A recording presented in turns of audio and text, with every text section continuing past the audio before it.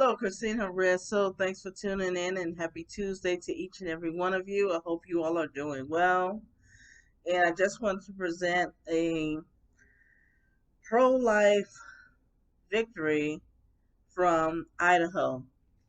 Even though it's in that part of the country, it's supposed to be a liberal place, but yet the story reads Idaho Supreme Court allows two pro life laws to take effect.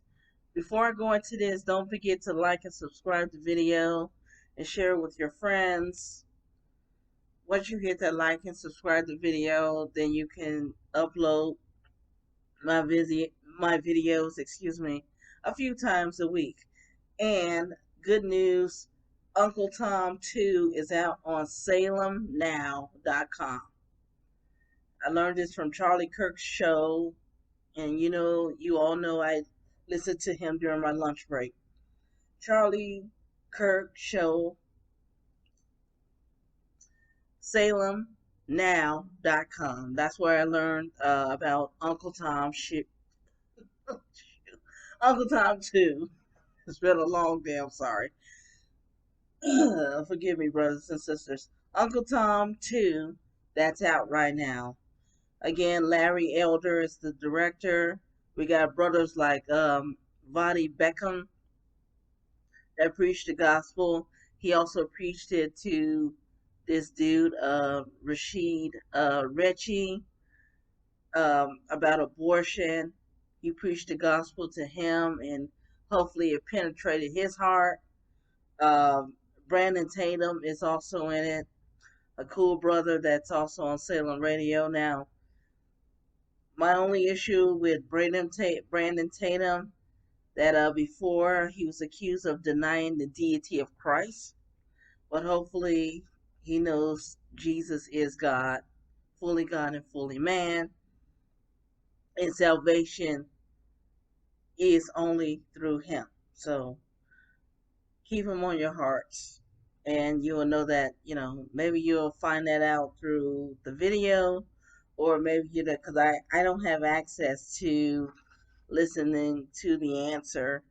I do, but I just forget about it because it comes on so late, and I tend to go to bed early because I have to wake up at 5 a.m. So, um, if he please correct me because I don't want to throw out false doctrine or any false doctrine against anybody or misconstrue what anyone said. So if I'm wrong about Brandon Tatum, please correct me. And you're welcome to do that in the comment section. So the story, of course, is from Daily Wire, and it states Idaho Supreme Court allows two pro-life laws to take effect. It states it's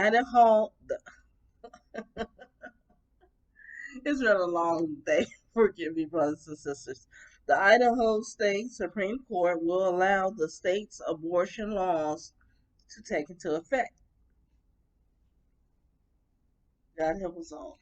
In a 3-2 decision on Friday, the Idaho Supreme Court allowed the state's total abortion ban to take effect, as well as the Texas style heartbeat law, because a lot of people would say, I'm going to stop right here for a minute.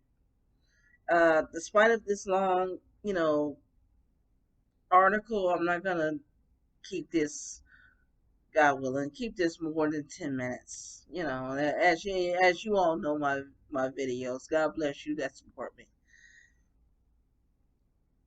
But that's why I changed my mind about abortion, because you still hear a heartbeat and there's evidence that that's still alive. The moment a woman is pregnant, not due to the fact that the child is in full term, like a person like Obama did when he was senator of Illinois. He didn't care. The child could be in full term 9 months, and he was still, and the baby were to come alive after the woman gave birth. If she wanted to have an abortion, he was for that. And I even learned this from a professor back in 20, yeah, the early 2000s, because I got my undergrad degree in 2001. Prior to that, I took a sex education class, and she was so pro choice. I don't know why, in her delusional mind, and I knew I really couldn't trust her. She passed me with a B for a reason, because I didn't agree with everything she said. She agreed to that, and she actually witnessed women after giving birth who decided not to have the child anymore, and the doctors just annihilated the child. And one student actually said, "How do these doctors sleep at night?"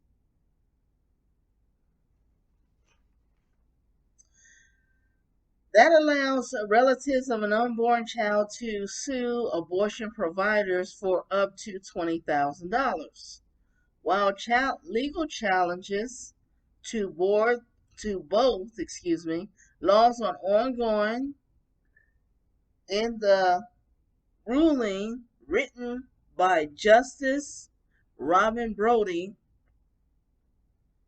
the court found that the Supreme Court's ruling of the Dobbs versus Jackson's Women, I don't know what that means, Health Association, altered the landscape of abortion in the United States, thus allowing the ban to be enforced. The abortion ban will go into effect on August 25th. The heartbeat went into effect immediately after the ruling was delivered. God bless them.